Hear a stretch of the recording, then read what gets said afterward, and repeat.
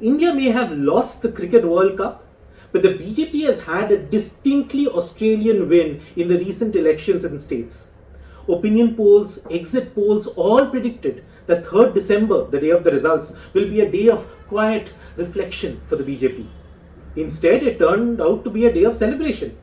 In Madhya Pradesh, throughout the campaigning cycle, the overwhelming news was that there's high level of anti-incumbency. People are tired of consecutive terms of BJP government. There were even reports of Chief Minister Shivraj Singh Chauhan being sidelined by his own party. And guess what? BJP won over 160 seats, where the halfway mark is 116 seats. Chhattisgarh, another example where all indications are pointing towards a Congress victory. And BJP simply hit the ball for a six there.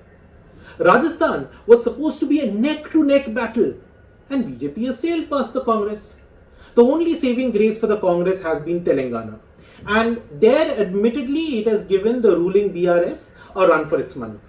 So the question is, why will markets most likely view these results positively?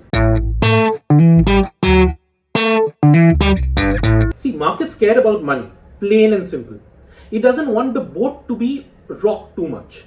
And what it's really focused on is the 2024 general elections. And markets see two key political risks for India next year. First, is there going to be competitive populism?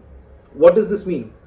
It's the Congress coming and telling you, I will give you 1,000 rupees per month if you vote for me. And then BJP says, I will give you 1,500 rupees per month if you vote for me. Both have stopped caring about what that will do to the country's finances. And because they will promise all of this before elections, once they get elected, they will be forced to deliver on these promises. And well, money doesn't grow on trees. So either the government will have to borrow more from the market or cut down on vital infrastructure spending, just to essentially fulfill self-serving promises to get back to power. And both of these phenomena, if left uncontrolled, are bad for India's macroeconomic health. What's the second political risk? Well, look, BJP's broad ethos of economic management is something that markets have grown to approve of. There has been a strong focus on economic reforms. The government has turbocharged public investment in infrastructure. The government has been in favor of being very prudent with public finances. Unlike a lot of Western countries during the pandemic, the government was very careful to not overspend on welfare.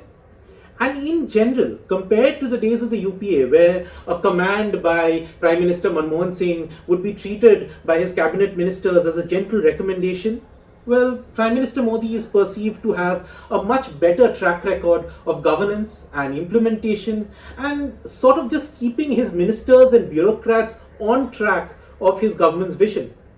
So, it may very well happen that a farmer somewhere in India is struggling to make money, or a graduate from an engineering college in the middle of nowhere is still struggling to get a job. But markets approve of this style of governance. So, the second insecurity that markets have is very simply that the BJP might lose power. It may be in terms of the margin of victory or just an outright loss. And the problem is that in the case of the opposition alliance, India, it's an alliance of many contradictions. Congress, AAP, Trinamool Congress are not really political friends at a state level.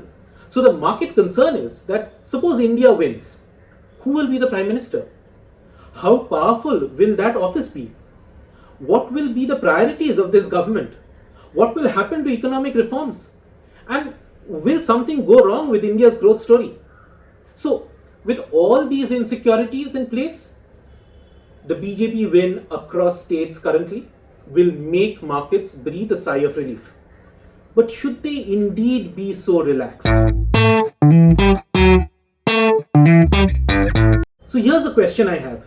If you look at BJP's manifestos for Madhya Pradesh, Chhattisgarh or Rajasthan, it's not like they haven't promised freebies. They have majorly focused on women and girls, and there are all sorts of things there, from direct cash transfers to lower LPG cylinder prices, even free scooties for class 12 girls. I mean, BJP might end up being just as populist as Congress when push comes to shove. So just because the BJP has won these state elections, there's no guarantee that parties won't enter into 2024 general elections in a Santa Claus mode. And two, state elections generally haven't been such a great predictor of general elections. Turns out that the Indian voter is actually quite sophisticated and will vote for state elections based on local priorities and central elections based on national priorities. There are still a few months for general elections, and well, even a week is a long time in politics. For more such insights, like, share, and subscribe to The Bond Economist.